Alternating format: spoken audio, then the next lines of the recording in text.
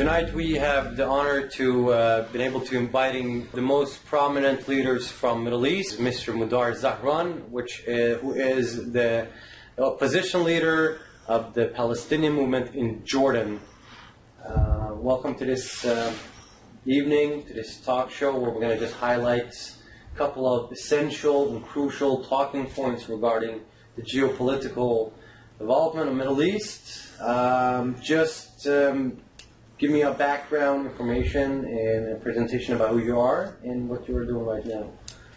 Guest in the studio is considered to be the next leader of Jordan. His name is Mr. Mudar Zahran. Welcome to the talk show as well, Mr. Zahran. Thanks for having me. Please, who are you and where will we see you in the future? Well, I am a Jordanian Palestinian. Not there is really any difference between both terminologies, and not that any of these names, Qatari, Kuwaiti, Palestinian, Jordanian, Northern Yemenite in the old days, none of these names are actually true. They're all artificial names created by the Imperial British and colonial French eras. Now, with the case being it, today God, I think, has chosen me, not that I was even willing or considering that, to lead the Palestinian majority in Jordan, the 88% discriminating against Palestinians in Jordan, who are told that Jordan is not their country, even though Jordan is actually, according to international law and the Faisal-Weizmann Agreement of 1919, Jordan is actually the eastern part of the British Mandate for Palestine, which was dedicated as an Arab homeland. The fact that we are being discriminated against in our country is the reason that for the last 70 years we have been searching and bothering and terrorizing everyone involved in order to get a chunk of Israel as our homeland. And that being the case, the Palestinian ended up in need of a de facto leader and against the king through peaceful means, of course. And it ended up being me, whether I like it or not. I have not chosen that role. And the family's heritage and significance, political significance in Jordan, for example, the fact that there's an entire neighborhood next to an entire longest street in Amman called Zahran Street and Zahran area, gave us some political status with the Palestinian majority. And there I am, I find myself defending them, and eventually having to flee the country in 2010 to live as a political refugee in the UK. Since then, things have been moving forward. My presence outside has even allowed me to become more vocal against the king and his apartheid policies and discriminatory practices. And today we stand in a position where we believe that the king is very weak and his time out might be coming closer. And then we just hope our purpose is to establish a secular democratic state with zero tolerance for terrorism and fundamentalism. I am an Orthodox practicing Muslim, but again, I strongly believe in separation of state and religion. And many religious states like Israel, like even the UK, are also secular states, and this is what we're hoping to get. Then we will end up with a Palestinian majority in Jordan electing a Palestinian president, a Palestinian government, a parliament, and then for the first time in 7 years we will have the Palestinian state, which would enforce one thing and only: the sovereignty of Israel over all of its soil, which we would recognize as a Jewish state. According to what very few people realize, that according to the Jordanian constitution, all of the Arabs of the British Mandate for Palestine, all of those who were non-Jews, this is the constitution, the non-Jews of the British Mandate for Palestine, prior to 1948, according to the Jordanian constitution, are natural Jordanian citizens. So even the Israeli Arabs in Netanya or Nazareth, they are, according to the Jordanian constitution, Jordanian citizens. So in short, we already have a state. It's only that we need to get rid of the head of state, the only non-Palestinian thing in there, who's from Saudi. Once we get rid of that, we have a state. Ron, if we're going to turn the camera on you regarding the peace process, what will you respond? What's the outcome, and how will the future generate any kind of peace between the nations that are actually has been in a state of war for the past 70 years? The so-called peace process is a concept of illogical negotiations imposed by people who have good intentions at best, but no knowledge of the area and no concept of realism and no understanding of ideology of both either Muslims or Jews. And that's why garbage in, garbage out, this is what we have been having for the last 20 years. I care for my people, first of all, and my people, because of the peace process, whenever Israel gave up land, we ended up with either the Hamas or the Palestinian Authority, which are corrupt, thieves, terrorists, and Nazi ideologues in their own form, be it Islam or the so-called secular PLO. And now things are rapidly, I think it's God's work, rapidly things are becoming more obvious than before. We've always argued that Hamas and the PLO are one entity, and now Hamas and PLO announced that they are a unity government. So everything, the masks have fallen and everything has become clear. And here one other mask has fallen, which is the mask of the King of Jordan. Yediot Ahronot, one of the most renowned newspapers in Israel, confirmed 3 months ago that the entire so-called peace proposal of Kerry came from the King of Jordan. He proposed this peace plan to Obama on his last visit to the U.S., and Obama bought it. He thought that the king knows what he's talking about. And what was the promise, which I've written about this extensively, that, I'm going to allow the Palestinians to live as citizens for the first time. And in exchange, he wanted $55 billion as a gift to himself. And there was everything for him to gain and everything for the Palestinians and Israel to lose. And thank God, I mean, because it's an illogical proposal, it has failed. But this time, I can confirm it's different. This time, the U.S. would be very reluctant to come back with any crazy peace ideas. Because Obama and Kerry are both left, unfortunately, disappointed. And even worse, for Mr. Kerry, he's probably red-faced. I respect the good intentions of the man, but he has been officially tricked by the King of Jordan into thinking that the minute he allows the Palestinians to live normally and everything's going to be okay, just give the West Bank or Judea and Samaria to the Palestinian Authority, which was a suicide recipe for Israel and a disaster recipe for the Palestinians, because they don't want to live under those terrorist entities as much. Things have changed.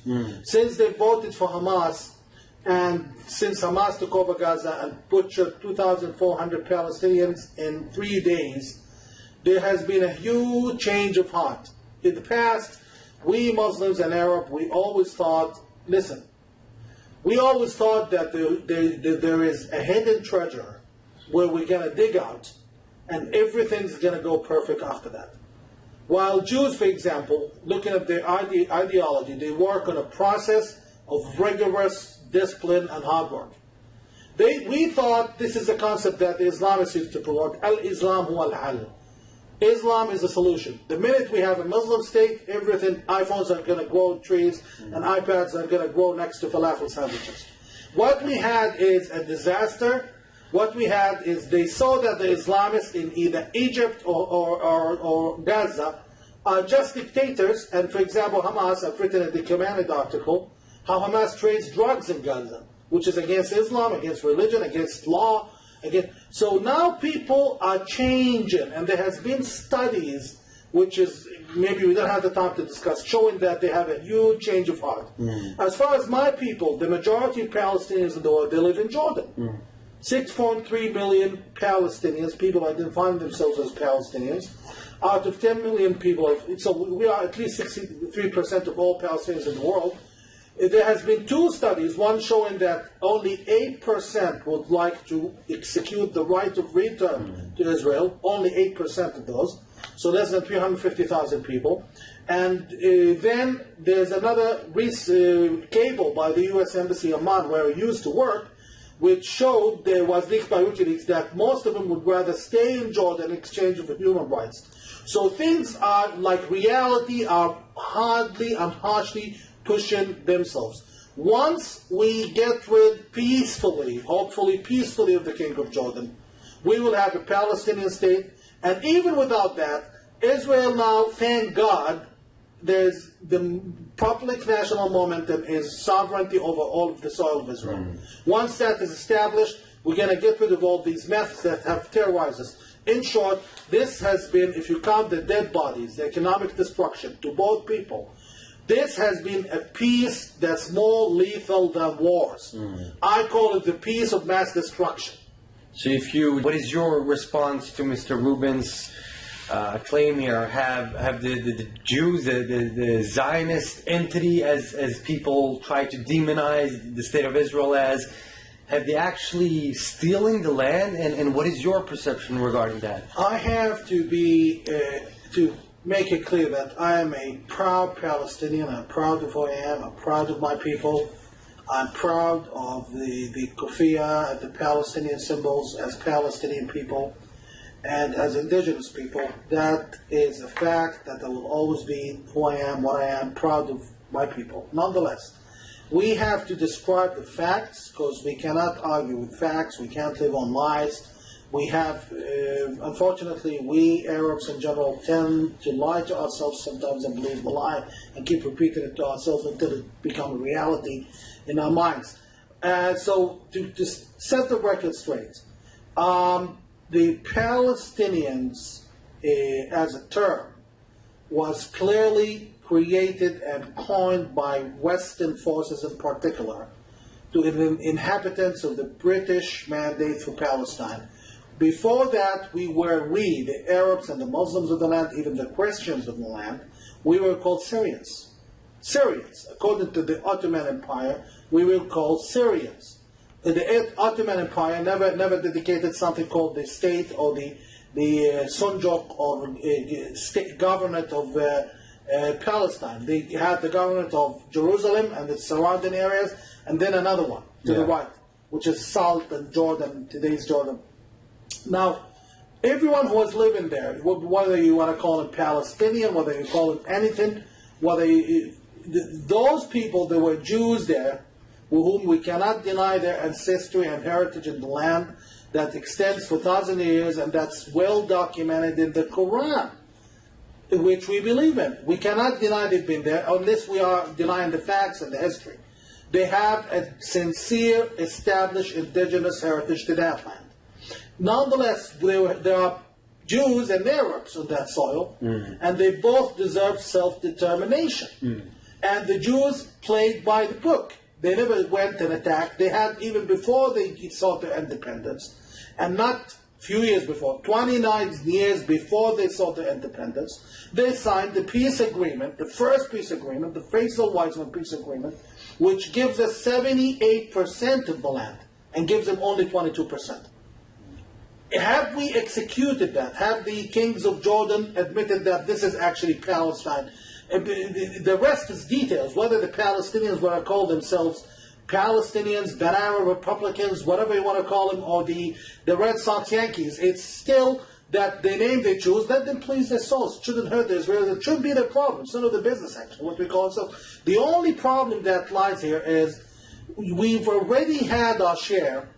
There won't be peace if we keep looking at the small thing in the other people's hand. This is an Arab piece of proverb. They say, when you see an orphan with a cookie, it's an issue of question. So they have those orphan Jews, they have that little cookie, and we're still looking at it while we have the big cake. Unless we change our mentality, we're not going anywhere. So if we take a deeper look at the Western perception of the so-called Palestinian narrative. I mean, right now we're in Sweden, But in Europe and even in the United States, we have the most common perception from the so-called pro-Palestinian movement. They claim that the Jews and Israelis, the Zionists, returned to the land of Israel, to Palestine 100 years ago, and basically not reclaimed, but stole the land. But if we take a look at the narrative that you are sharing with us today, are you basically denouncing the European and American perception of a Palestinian statehood based on the so-called West Bank? I absolutely am refusing it. I think the only within my leadership capacity, I'm willing to be held responsible for this. The only way for peace is for Israel to start at the River Jordan and end at the Mediterranean, and the only way for peace is for Palestine, Eastern Palestine, Jordan, whatever you wish to call it, to start at the Jordan River and end at the Iraqi borders. And that's much more than we bargained for, to be honest with you. That's the only way to do it. The term West Bank, what few of you realize, is offensive to the Palestinians themselves. They hate the kings of Jordan. They hate the ruling dynasty in Jordan. The term the West Bank was created by the Jordanian regime, which occupied Judea and Samaria, and created the term and put it in the Jordanian constitution, which is still effective today. Mm-hmm. According to the Jordanian constitution, the West Bank, the Hashemite constitution, the West Bank is an occupied territory that belongs to Jordan. Mm-hmm. And one of the king's closest ministers and prime ministers 2 years ago was saying, by the way, you need to remember that the West Bank belongs to Jordan. And then there was Prince Hassan, the former crown prince of Jordan. 2 years ago, he said, we need to remember that the West Bank belongs to Jordan. So they have a very clear ambition of keeping the status quo, and they have been, despite the fact that people are focusing on Abu Mazen and Arafat, the Hashemites have played the role of divide and conquer and causing trouble and unrest that's beyond, actually extends sometimes beyond the PLO. But with this being the case, let's talk legally. I refuse that any private property be confiscated by the State of Israel. But to be honest with you, we have investigated this, and we've had some of our people coming to us asking for the property to be returned to them. Not in a single occasion has the Israelis built a so-called settlement on a privately owned land. Not on a single occasion. There's not even one occasion. Because the Israeli Supreme Court would, in a day, restore the property to the Palestinians. So if they are building their settlements, so construction projects, housing projects, community housing projects, in a land that does not belong to a private family, privately belong to someone, why should we bother them? Would Sweden tolerate people asking it why it's building homes in Uppsala or Malmo? Mm. Would the United States accept that the United Nations jumps in and asks them, why are you building construction projects in New Jersey or Massachusetts? So we need some common sense here.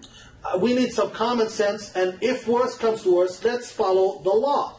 The law is clear on all aspects. One thing I'll give Israel, they always act based on the law. The Israeli establishment has good lawyers. I think they have to fully agree with David in this one.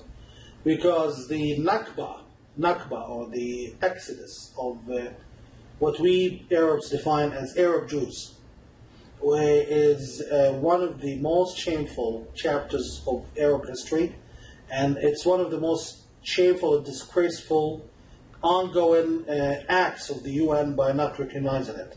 But Al-Nakba as well, you have to correct me if I'm wrong, that is well a part of this, the Palestinian exodus, the Arab Palestinian exodus. Nakba refers to the so-called forced exodus of the Palestinians from the Holy Land. Yeah. And it's a lengthy discussion, but I've asked my parents, I've asked everyone who matters, I've asked my grandfather who died age above 100 just 4 years ago, and they told me that we used to listen to Sawt al-Arab, the voice of the Arab, the Egyptian channel, And we listen to things like the Jews are butchering the children. The Jewish militias are skinning men and women alive, and so on. And they're talking about all those rapes and massacres, and people were fleeing, completely fleeing, running away from the massacres. And here, allow me to mention just a joke, okay? First of all, let me remind you, all of those who stayed, none of them got killed. And they are now, their children and grandchildren are becoming supreme judges in Israeli courts. They're becoming even army commanders, like the commander of the Golani, the most feared Israeli military,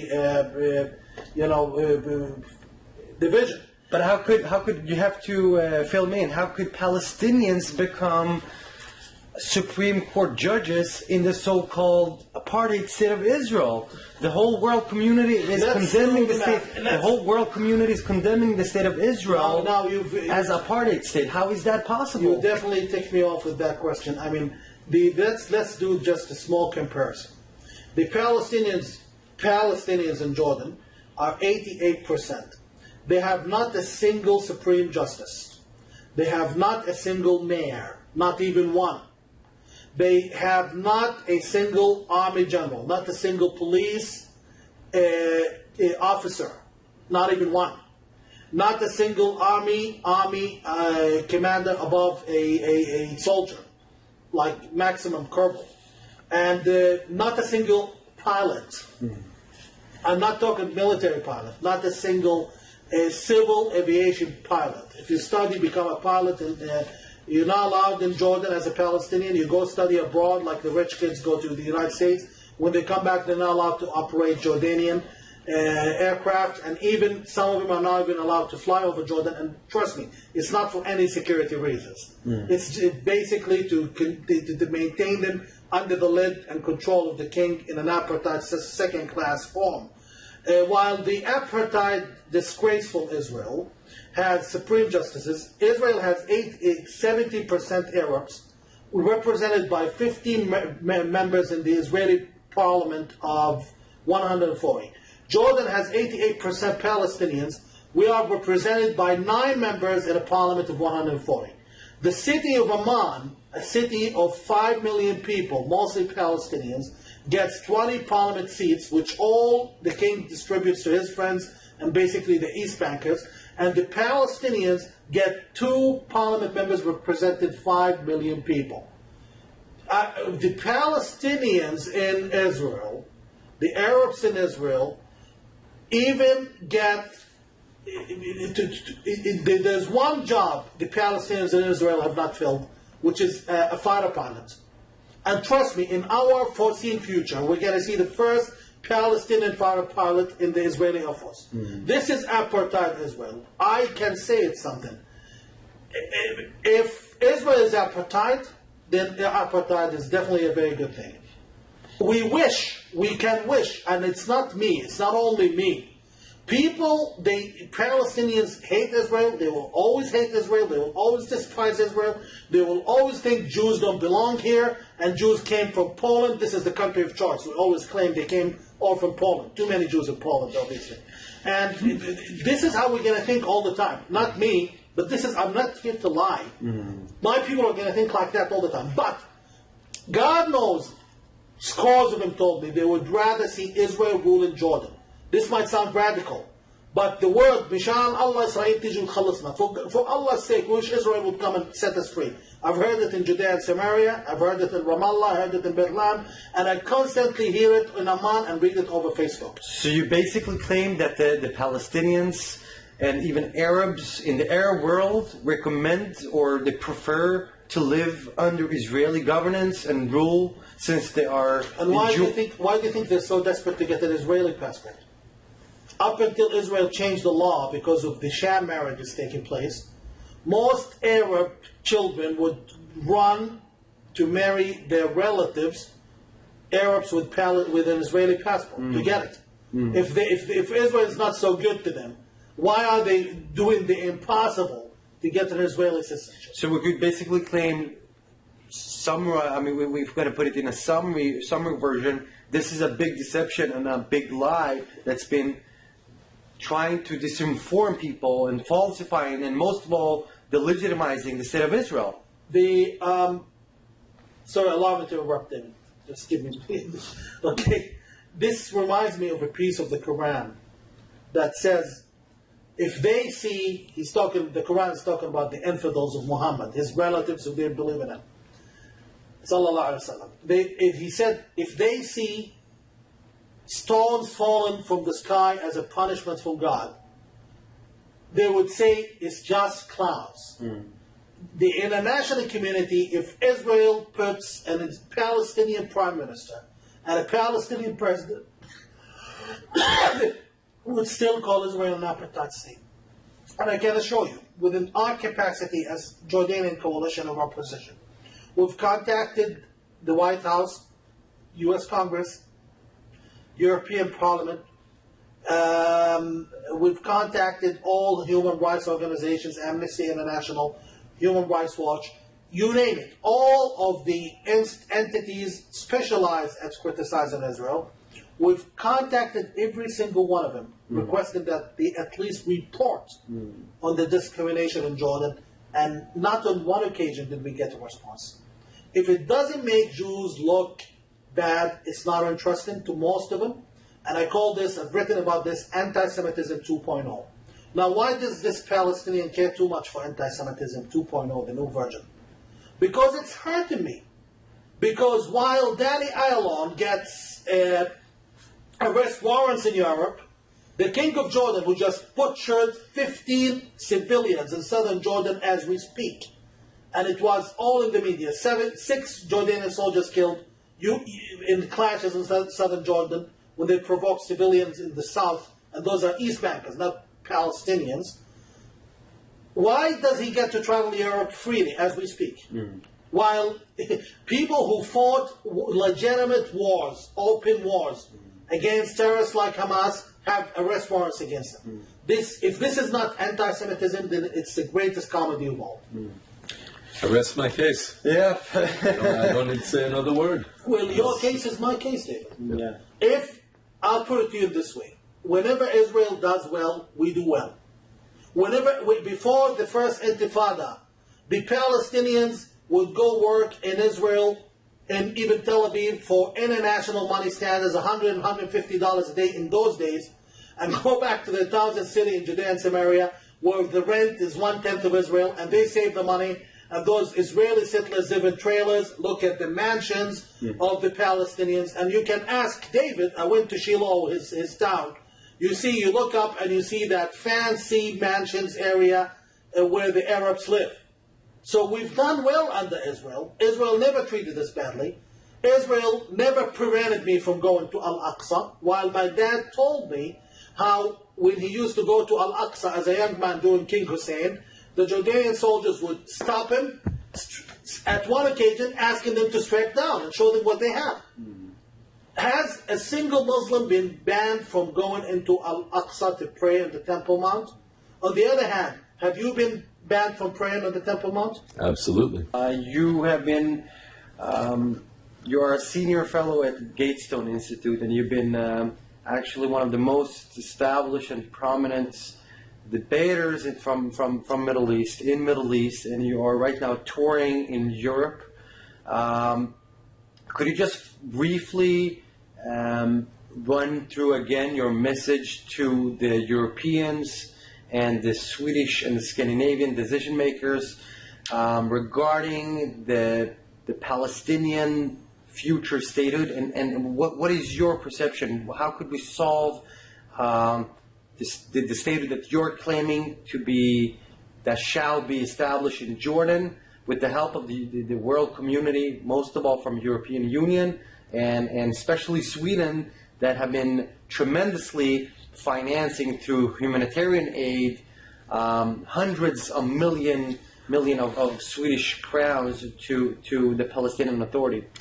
Unfortunately, the money that the Swedish taxpayer and the decision makers give away in good intention lands in most likely the Swiss accounts of the leaders of the Palestinian Authority that's corrupt. We haven't seen any improvement in the livelihoods of the Palestinians, despite the fact that the Palestinian Authority is one of the most subsidized governments on planet, only next to Jordan. So Jordan, and just like the Palestinian Authority, they are black holes of international aid, and whatever's left of it is being paid into terrorism and fundamentalism supported by both governments. It's about time that they stop beating the wrong bush and barking the wrong tree, which is Israel. It's about time they stop delegitimizing Israel, asking it to cut of its own flesh in order to satisfy the illusions of peace. We already have a state.